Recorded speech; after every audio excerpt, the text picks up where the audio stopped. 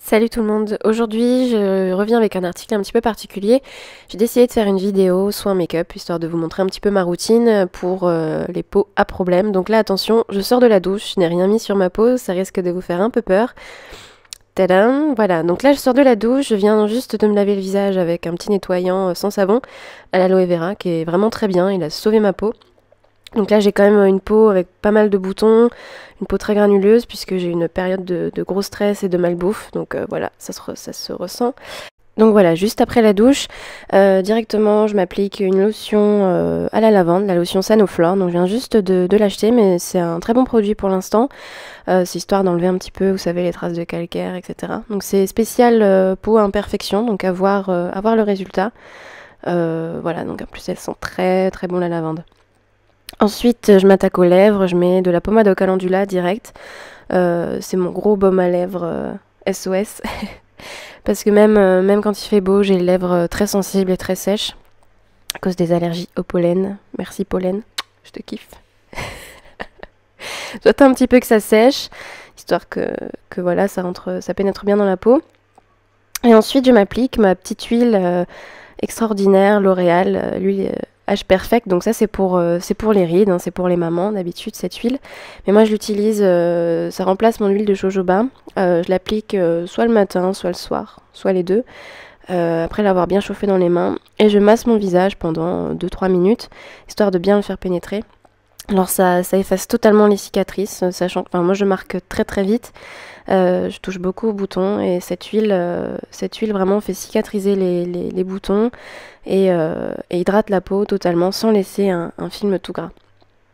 Voilà, après avoir attendu un petit peu, je commence le maquillage, opération camouflage avec le petit stick Révolution de Kiko. Donc je pense que c'est le coloris clair.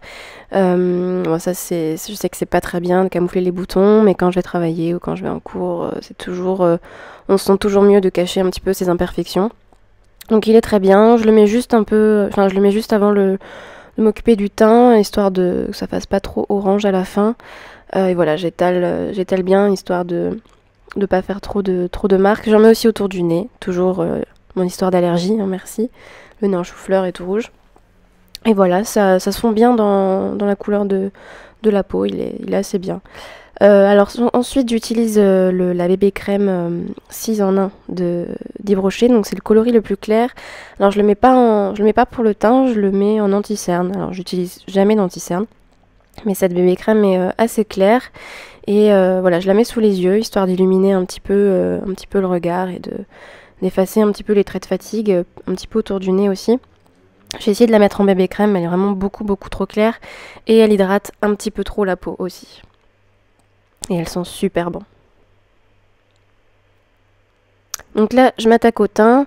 J'utilise la bébé crème Nuxe, donc le coloris clair. Ça fait juste quelques jours que je l'utilise, mais pour l'instant, c'est plutôt un bon produit. J'en mets pas beaucoup, parce que je trouve qu'elle hydrate un petit peu trop aussi la peau. J'ai facilement le front tout gras à la fin de la journée.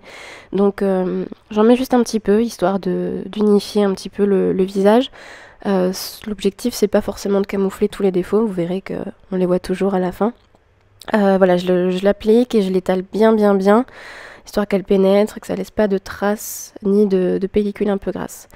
On s'attaque aux yeux, donc j'utilise les deux coloris les plus clairs de la Naked One. Un rose brillant sur les yeux, pour toute la paupière mobile. Alors je fais pas trop dans les détails sur les yeux parce que j'ai des paupières pas très cool, pas très pratiques pour le faire à paupières. Donc c'est assez grossier, voilà, c'est juste histoire de mettre un petit peu de couleur et de faire ressortir la couleur des yeux. Voilà, donc je mets du rose sur toute la paupière mobile. Et ensuite, je mets le coloris le plus clair au coin interne de l'œil pour ajouter un petit peu de lumière. Ça se voit pas trop, mais bon voilà, c'est psychologique. Donc après, je vais venir en placer sous les sourcils, histoire de bien finir le maquillage des yeux. Pareil, grossièrement au doigt, hein, ça se voit à peine, mais voilà, j'aime bien, ça fait un rendu lumineux. Après les sourcils, la grande histoire de ma vie. J'utilise les deux marrons mat de la Naked que je vais mélanger. J'en mets juste un tout petit peu sur une brosse à sourcils et que je vais venir ensuite appliquer en brossant les sourcils vers le haut. Donc là, c'est juste pour épaissir un petit peu mes sourcils parce qu'ils n'ont pas une forme super chouette et ils sont pas... voilà, ils sont un petit peu... ils font un petit peu ce qu'ils veulent. Donc c'est juste, voilà, histoire d'unifier un petit peu le trait du sourcil. Je vais mettre un petit peu de fard à paupières rose sous les cils du bas. Ça se voit pas tellement, mais voilà, encore une fois, ça rajoute un petit peu de lumière et un petit peu de couleur. Pas mal, hein? Donc ensuite le mascara. Alors c'est le mascara Nivea, grandiose, donc il est totalement vide. Mais je l'aime beaucoup, beaucoup, beaucoup, beaucoup. Et je pense que je le jetterai jamais. Et je veux pas en racheter d'autres. Donc je l'épuise vraiment. Surtout que là, comme en ce moment, encore une fois, j'ai des allergies, etc. J'en mets pas beaucoup parce que ça se retrouve vite en bas des joues sinon. Voilà, je vais éternuer.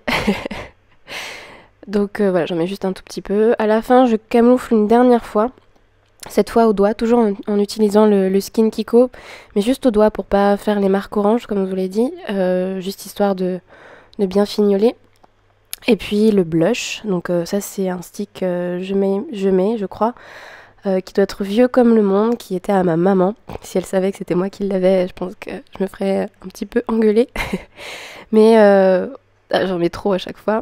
Mais voilà, il est super bien, je trouve pas cette couleur ailleurs. Il a une texture assez crémeuse, qui se fond vraiment très très bien, voilà, au doigt facilement. Et ça rajoute vraiment un petit truc en plus. J'arrive pas à trouver la même couleur dans un autre produit et qui me plaît autant. Voilà, je remonte un petit peu sur les côtés, histoire de bien faire effet bonne mine. Le rouge à lèvres, donc c'est un rouge mat de Make Up Forever. Alors celui-ci, je l'utilise d'habitude pour sortir ou vraiment pour les occasions. Mais là, comme j'ai mis de la crème sur mes lèvres, la crème assez grasse, je le mets par-dessus juste un petit peu en tapotant pour faire un petit peu de couleur. Donc ça fait pas le rendu, c'est pas le même rendu que sur des lèvres sans rien dessus à la base. Mais j'aime bien quand même, ça fait un peu plus clair et un peu plus brillant. En le mettant de cette façon, il tient un petit peu mieux ce rouge à lèvres. Voilà, donc j'espère que ce petit make-up vous aura plu. C'était surtout pour les peaux à problème, ou pas. Mais voilà, le but c'était pas forcément de cacher les imperfections, surtout de mettre un petit peu de couleur sur le visage, un petit maquillage estival. Je vous dis à très vite, salut!